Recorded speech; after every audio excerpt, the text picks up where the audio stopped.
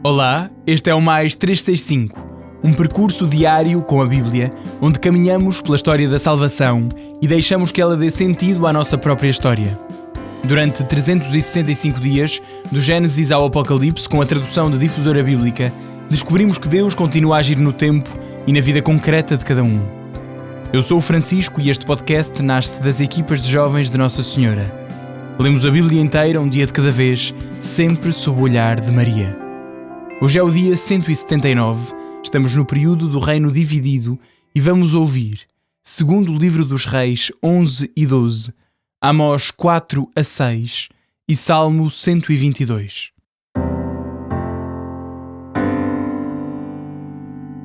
Segundo o Livro dos Reis 11.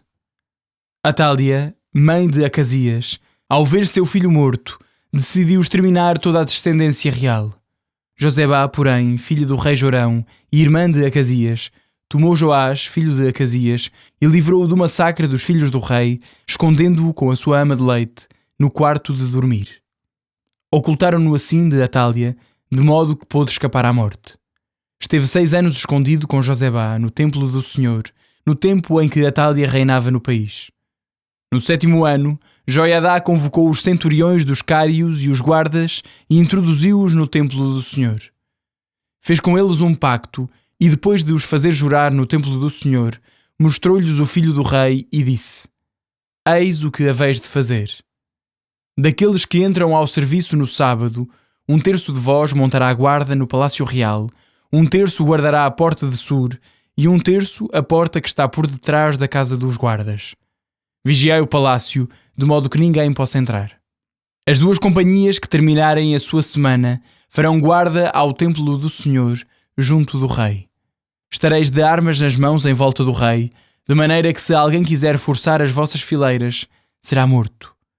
Estareis ao lado do rei para onde quer que ele for. Os centuriões executaram fielmente as ordens do sacerdote Joiadá. Tomaram cada um os seus homens, tanto os que começavam o serviço ao sábado como os que terminavam, e foram ter com o sacerdote Joiadá. Este deu-lhes a lança e os escudos do rei David, que se encontravam no templo do Senhor.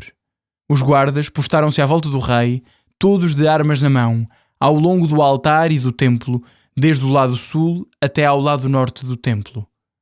Então Joiadá trouxe para fora o filho do rei, pôs-lhe o diadema na cabeça e entregou-lhe o documento da aliança. Proclamaram-no rei, ungiram-no e todos o aplaudiram, gritando: Viva o rei! Atalias, ao ouvir a gritaria que faziam os guardas e o povo, entrou no templo do Senhor pelo meio da multidão e viu surpreendida que o rei estava de pé sobre o estrado, segundo o costume, tendo ao seu lado os cantores e as trombetas, enquanto o povo se alegrava tocando trombetas. Então ela rasgou as vestes, gritando: Conspiração, conspiração. Mas o sacerdote Joiadá ordenou aos centuriões que comandavam as tropas: Levai-a para fora do recinto do templo, e se alguém a seguir, matai-o com a espada. Pois o pontífice proibira que a matassem no templo do Senhor. Agarraram-na, por conseguinte, e ao chegarem ao palácio real pelo caminho da entrada dos cavalos, ali a mataram. Joiadá fez uma aliança com o Senhor, o rei e o povo, segundo a qual o povo devia ser o povo do Senhor. Fez também uma aliança entre o rei e o povo. Todo o povo da terra entrou então no templo de Baal e destruiu-o.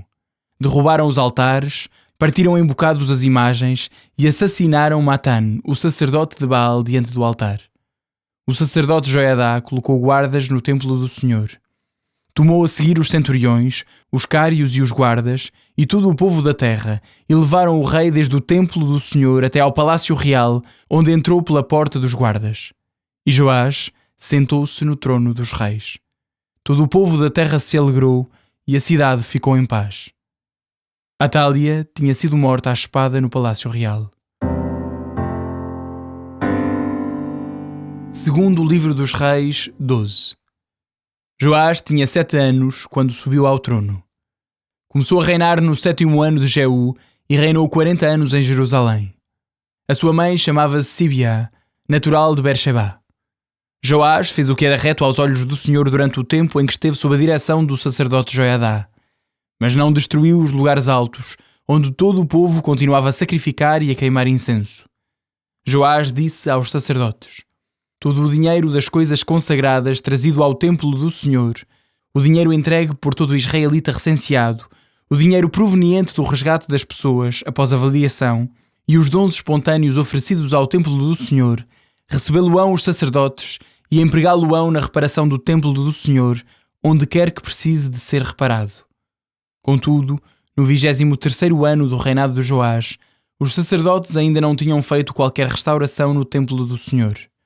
O rei chamou o sacerdote Joiadá e os outros sacerdotes e disse-lhes: por que não fazeis a reparação do templo? Doravante não recebereis mais dinheiro do povo, mas entregá-lo-eis para se proceder às reparações do templo.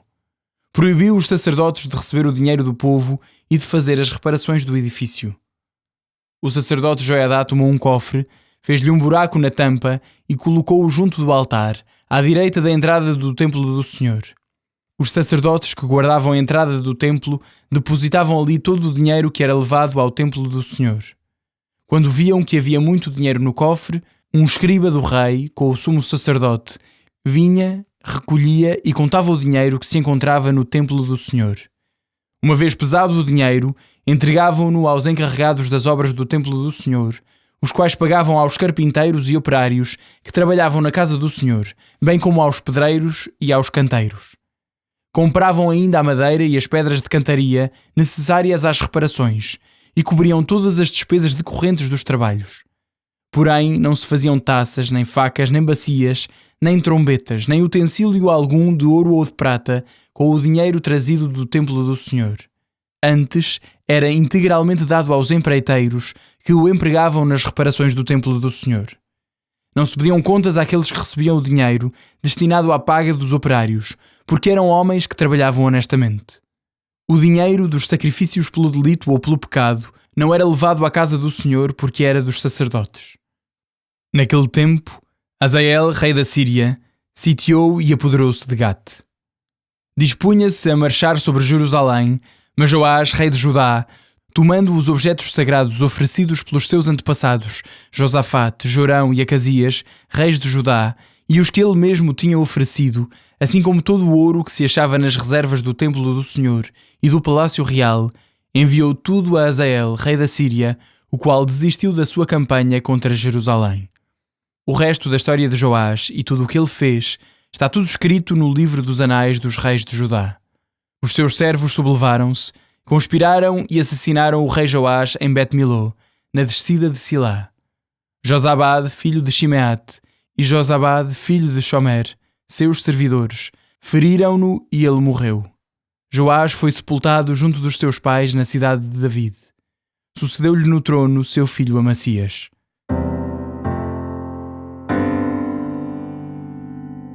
Amós 4.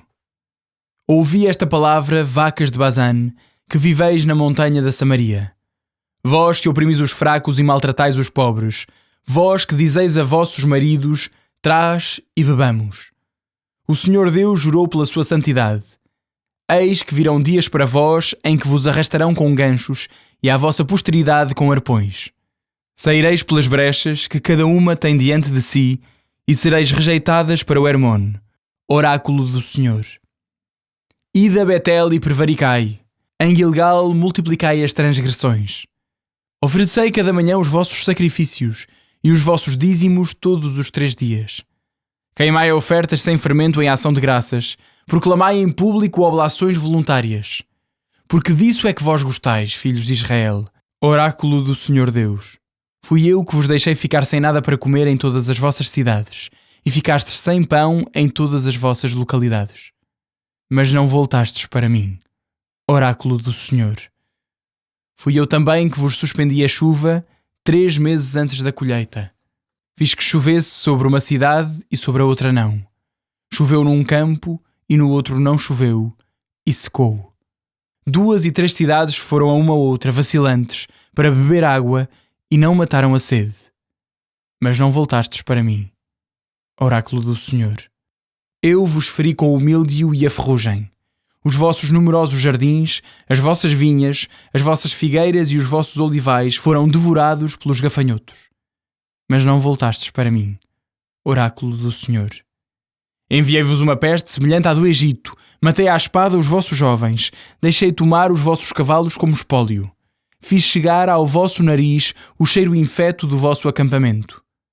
Mas não voltastes para mim, oráculo do Senhor. Causei no meio de vós uma confusão enorme, semelhante à de Sodoma e Gomorra. Ficastes como um tição que se tira do fogo.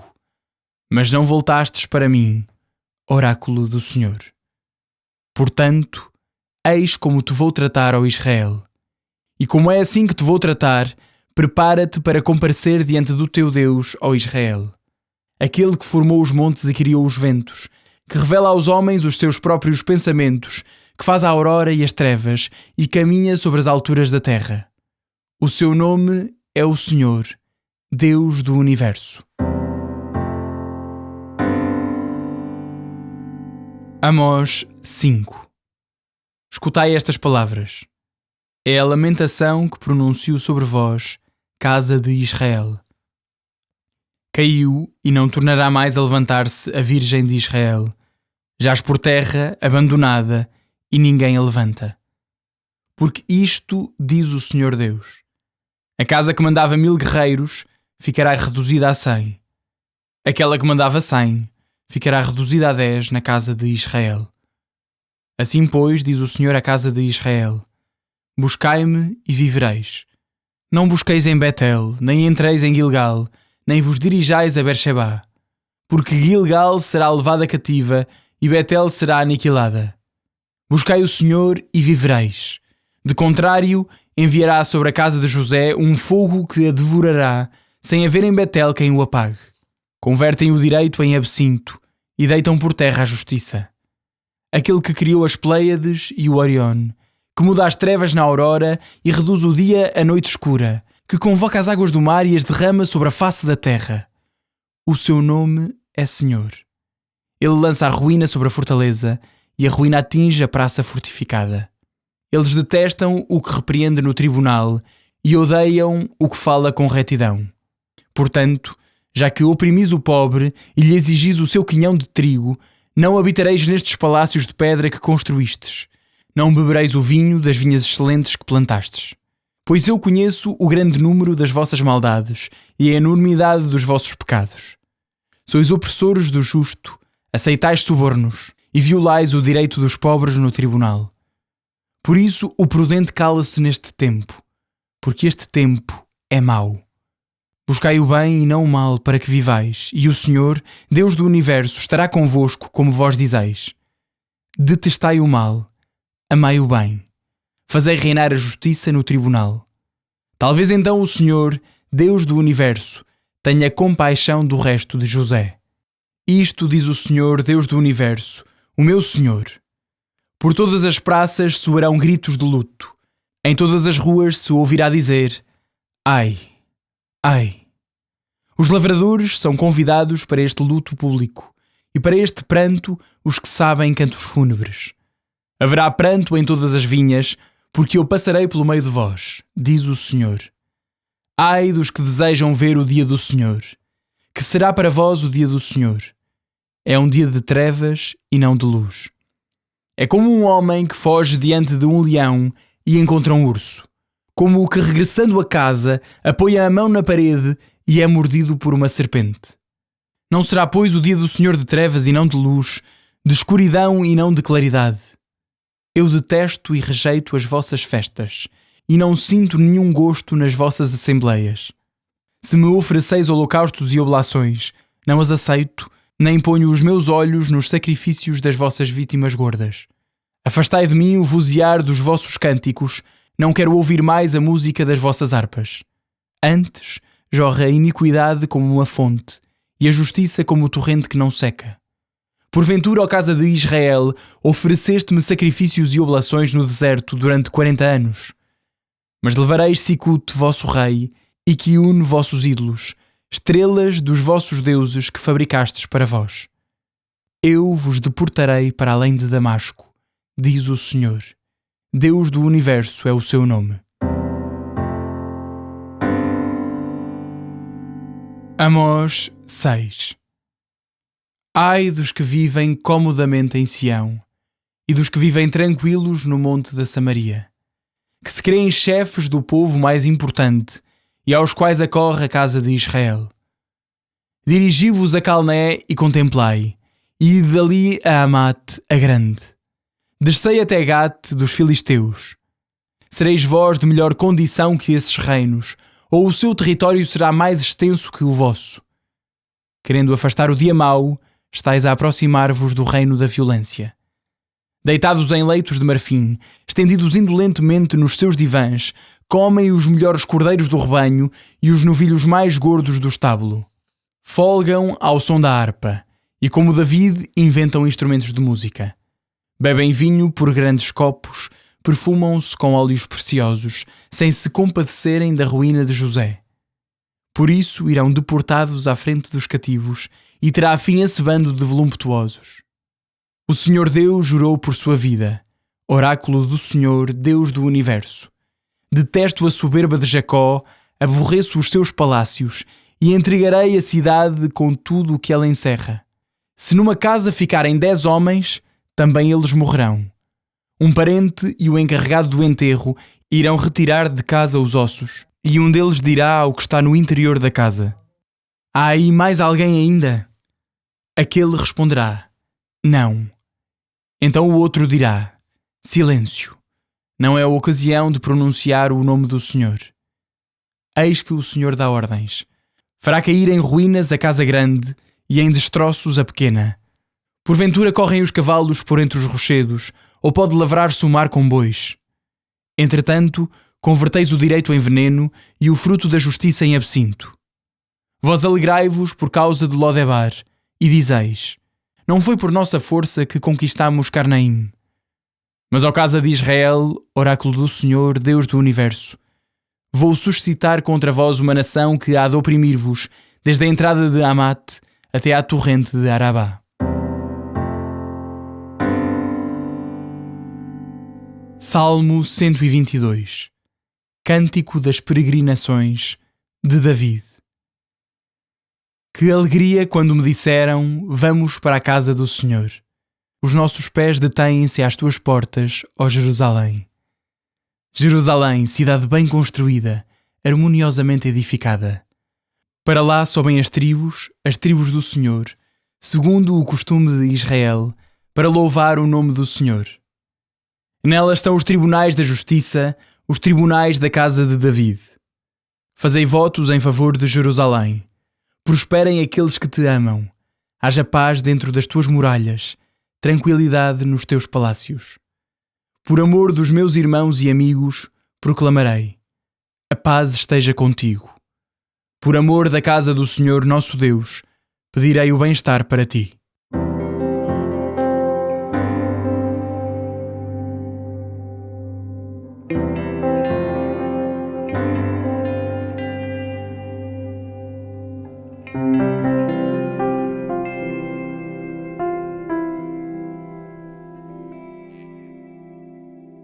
Olá, eu sou o Padre Francisco Costa Alves, das equipas de Jovens de Nossa Senhora. Com muita alegria, junto-me a vocês nesta caminhada de escuta da Palavra de Deus no podcast Mais 365. Rezemos ao nosso Deus e nosso Pai. Senhor, obrigado por nos falares todos os dias e nunca nos abandonares no nosso caminho. Concede-nos o dom do Teu Espírito, para Te conhecermos e conhecermos o Teu Filho Jesus, para Te amarmos mais e sermos salvos no Teu amor. Por Cristo nosso Senhor. Amém. Ontem acompanhámos o Reino do Norte. Hoje, nestes 2 capítulos do segundo livro dos Reis, acompanhamos o Reino de Judá, em acontecimentos que já ouvimos no segundo livro das Crónicas. A Rainha Atália e a sua usurpação do trono, a sobrevivência de Joás e depois também a sua entronização e o seu reinado. Atália é descendente de Jezabel, a rainha idólatra do reino de Israel do Norte, que conhecemos dos capítulos anteriores. Esta tentativa de vingança que vemos corre apenas metade bem, entre aspas, metade bem, porque acaba pouco depois na morte de Atália. No fundo, o conteúdo não é nada de novo. Continuamos a ver como esta divisão do reino causa a morte e a instabilidade social que parece amainar um pouco no reinado de Joás a seguir. Neste reinado há uma restauração do templo, que devia estar bastante maltratado por causa das idolatrias de Atália e de outros. Assim, vemos este esforço de fidelidade a Deus do rei Joás, que se traduz em gestos concretos, como arranjar o templo do Senhor. Mas, novamente, vemos a inconstância do coração humano. Num dia Joás está a restaurar o templo, no outro fica com medo da guerra com Hazael, o rei da Síria, e vai-lhe oferecer objetos sagrados e ouro do templo do Senhor para evitar a invasão do país. A coisa até corre bem, mas fica uma situação um bocado tensa, não é? Até que ponto é que ficou mesmo resolvida? E porquê é que Joás não consultou o Senhor, em vez de querer resolver tudo com os seus critérios? Bem, fica a dica também para nós, porque entra aqui em jogo a inteireza do nosso coração, ou seja, a sintonia entre o que sabemos intelectualmente que é o bem e depois o que decidimos fazer. Também Amós fala disto mesmo. Em vários momentos dos capítulos que hoje ouvimos, o profeta critica duramente esta incongruência entre o verdadeiro culto que agrada a Deus e as ações puramente exteriores, meramente exteriores, até bastante religiosas, mas que na verdade não servem de nada se não forem concordantes com aquilo que está dentro do nosso coração. Amós neste capítulo é super claro. Deus não aceita estes show-offs. Não há cá sacrifícios em Gilgal, nem em Betel, nem em outras cidades. Se o Senhor habita em Jerusalém e é lá que Ele mandou adorar, é lá que o povo deve adorar. Porque no fundo, o culto naquelas cidades, outras que temos ouvido e que eu disse agora, era uma espécie de tentativa de manter uma certa religião assim mais viva no Reino do Norte e a evitar que os habitantes fossem ao sul, ao Reino de Judá, a Jerusalém, para adorar. Bem, além disso, não adianta nada, diz Deus, ter holocaustos magníficos, com bons animais e enormes ofertas, se depois o pobre é oprimido e os ricos, à custa deles, vivem com cada vez mais luxo e riqueza. E Amós remata isto tudo de forma assim demolidora. Por isso, vocês, habitantes de Israel, irão deportados à frente dos cativos, e terá fim esse bando de voluptuosos. A destruição de Israel continua a ser anunciada aqui, e associa-se também no livro de Amós a este dia do Senhor, de que o profeta fala. Este dia era uma espécie de esperança popular, assim de um dia de consolação e de reconstrução, tipo a nossa lenda do Dom Sebastião, que vai voltar e tal, assim numa manhã de nevoeiro, e vai resolver as nossas crises.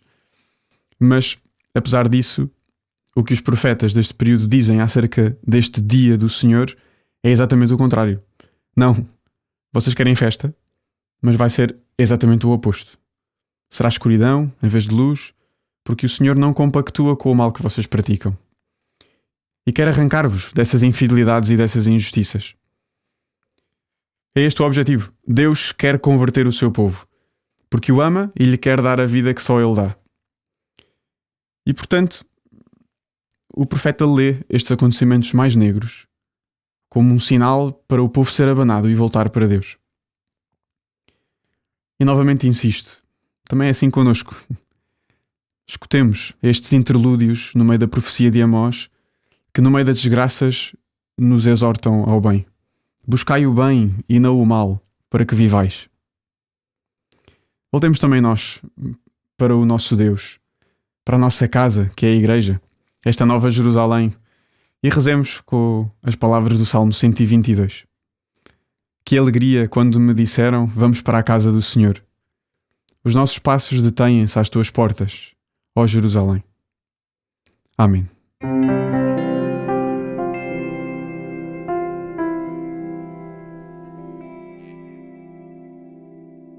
A minha alma glorifica o Senhor e o meu espírito se alegra em Deus, meu Salvador. Porque pôs os olhos na humildade da sua serva, de hoje em diante me chamarão bem-aventurada todas as gerações. O Todo-Poderoso fez em mim maravilhas, santo é o seu nome. A sua misericórdia se estende de geração em geração sobre aqueles que o temem. Manifestou o poder do seu braço e dispersou os soberbos. Derrubou os poderosos de seus tronos e exaltou os humildes. Aos famintos encheu de bens e aos ricos despediu de mãos vazias. Acolheu a Israel, seu servo, lembrado da sua misericórdia, como tinha prometido a nossos pais, a Abraão e à sua descendência para sempre. Glória ao Pai, ao Filho e ao Espírito Santo, como era no princípio, agora e sempre. Amém.